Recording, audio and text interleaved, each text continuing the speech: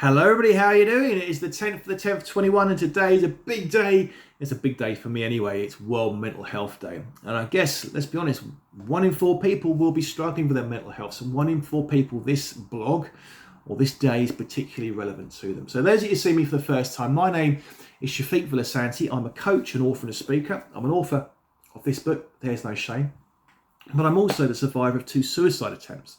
So yeah, that's right, you heard it right. I am the survivor of 2 suicide attempts. In 2006 and in 2016, I reached such lows in my life that I actually took and saw out the action, if you like. And thankfully, for me, they failed. Somebody up there was looking after me and saying, no, it's not your time to go. And what I've done over the last 5 years is dedicate myself to helping individuals, men and women, young and old, to overcome those challenges, to break the stigmas and taboos associated with poor mental health. We all acknowledge it, we all understand it happens, but do we really know how to deal with it? If it's ourselves or if it's friends, family and loved ones. And hopefully today, this blog I'm going to put out, or vlog if you like, will give you a bit of insight into my own journey and the triggers and how, most importantly, I overcame it. Because a lot of us are fearful. A lot of us are fearful about talking about it. A lot of us are fearful about even acknowledging it if we are struggling. And my journey is pretty much one upon which, between 2006 and 2016, my first and second attempt, I didn't acknowledge it. I didn't want people to know I was struggling. I didn't want people to know that I did what I did in 2006. How might I marry up in the workplace? How might I be seen sociably or socially? What would people think about me? People didn't really speak about it in 2006.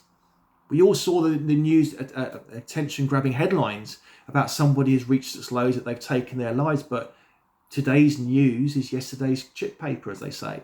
It's forgotten about. So where were my role models upon which somebody had overcome such lows?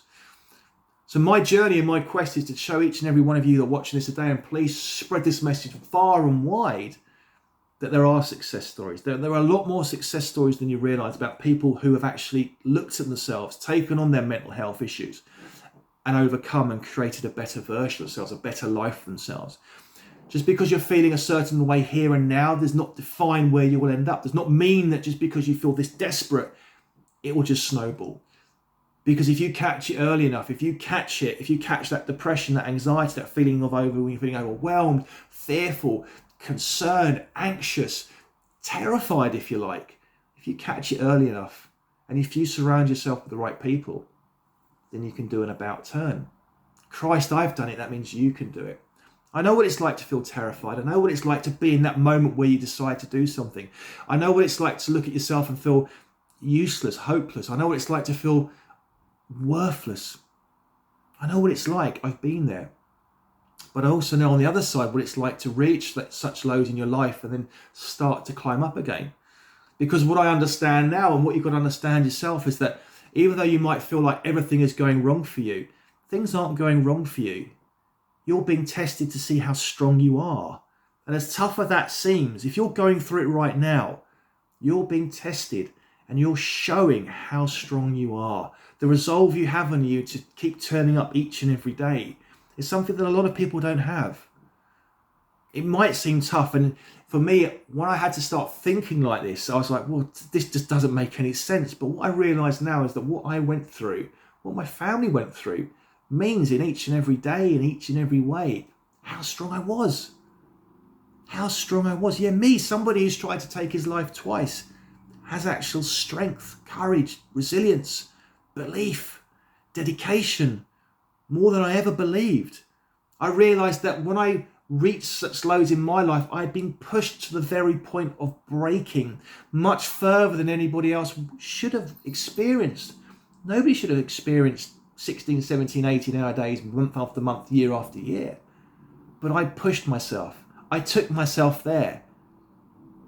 And why did I take myself there? Because I didn't have the strength. I didn't have the courage. I didn't have the belief in myself to say, I'm struggling. So if you are feeling like that, hold your hand up. Tell people that you're struggling. Tell people that you can't do this anymore.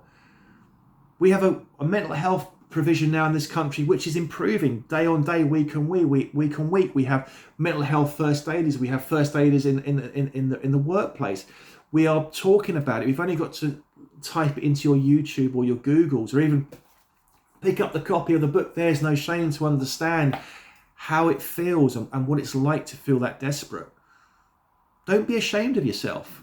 Don't ever be ashamed of yourself. For me, my big stumbling block was feeling worthless, was feeling ashamed of what I had become, of what I'd put my family through, of how I was feeling. These are all really negative, self-suffocating thoughts. One area that I focused on was how I spoke about myself, how I felt about myself, who I surrounded myself with. Those influences. When you start to surround yourself with positive influences and positive people and positive words and positive images, just positive stuff, you tend to feed off it, you tend to thrive off it, as opposed to when you find yourself in that whirlwind of negativity, of confrontation, or of upset, of hurt, of pain, and you can't seem to get yourself out of it. And that pretty much was me between 2006 and 2016, where I just had more and more stuff being thrown at me, and I didn't know how to bat it off. Ultimately, I had to pick myself up and remove myself away from that environment. Yes, and it did take that second attempt in my life driving at a central reservation at 50 miles an hour to realise I can't do this anymore. But what I often say is, if somebody had spoken to me in 2006 on that Friday night and in 2016 on that Friday night, then I wouldn't have done what I did. I'd have seen that I mattered. I'd seen that I cared. And as much as I didn't want my family to know, I didn't want my wife to know I was struggling. I didn't want my parents to know I was struggling. I didn't want anybody to know I was struggling. How might I be perceived? Weak, inferior, failing, all this sort of stuff. I wasn't. I was literally living my life the best way I possibly knew and the best way I could in an environment that wasn't helpful to me. It was only when I picked myself up and removed myself away that I managed to thrive. Remember, this life is for living, it's not for struggling. Remember, you can achieve all you want. Remember, you can do anything you want to. And the only limitations are what you put on yourself. The only limitations are what you put on yourself. Don't worry about other people.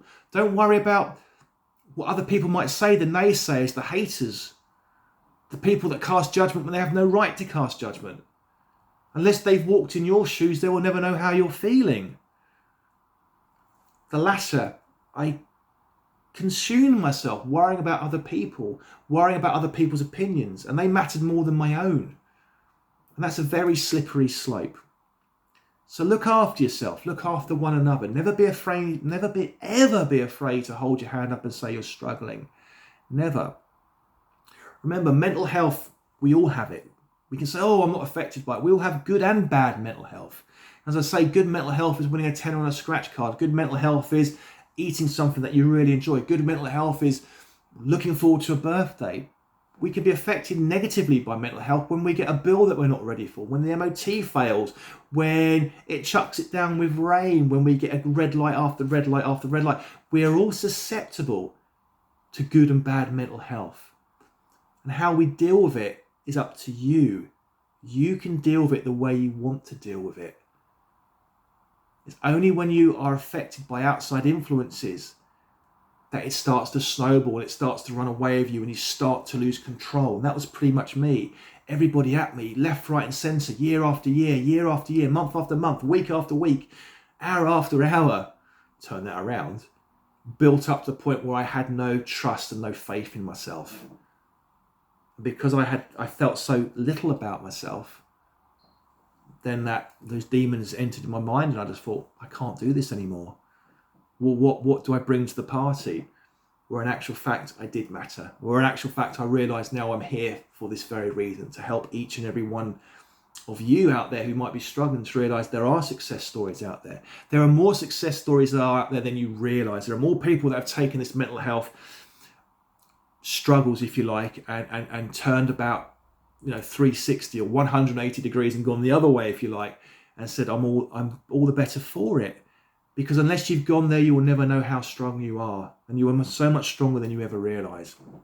So don't be ashamed, don't be fearful, don't be worried, don't be concerned overly. It's okay to feel that way, but if you start living in that state and feeding it each and every day, then it starts to become all overwhelming, if you like. And that's what becomes dangerous. So allow yourself to walk barefoot, allow yourself to smell perfume, allow yourself to smell, the flowers, listen to running water, listen to calming music, listen to meditate, burn an incense stick, burn some nice smelling candle, have a bath, have conversations, take yourself to a place in your life where you are happy, where you are content. Remember that we've all got good memories stored up here. Our memories and music to me is like an instant time machine. Music takes me back to a place where I was happy, where I can relate to, my God, I remember doing that. Photos are the same. Allow yourself to be immersed in those happy times. And it does help. It does help get yourself out of it, lift yourself up. So don't be afraid. Don't ever feel ashamed. Don't ever feel worthless, because you do matter. Because you matter so much more than you realise. And surround yourself with positive people. Try and remove yourself away from those negative thoughts. Mental health is a big issue. We have 2 men every hour, males, two guys every hour is taking their lives, 12 guys a day, 384 a week who are taking their lives. It's staggering, and they're the ones that are reported. We're talking thousands, we're talking tens of thousands, ultimately throughout the year, men and women, young and old. And we all have a part to play. We all have a part to play in looking after one another. So have a good day, look after each other, have those conversations, never be afraid to hold your hand up, never be afraid to say I'm struggling. And I look forward to catching up with you soon. I'm currently waiting for an email to go on to Talk Radio. So I'll put the link out later. So hopefully I'll be on there on the hour. They want me to talk on Talk Radio. So I thought whilst I'm waiting, I'm going to put out this blog just to let you know that you do matter, that you are amazing. And let's break down those stigmas and taboos associated with poor mental health. Have the most amazing day. Thanks for your love and support. And I'll catch up with you soon. Cheers. Bye.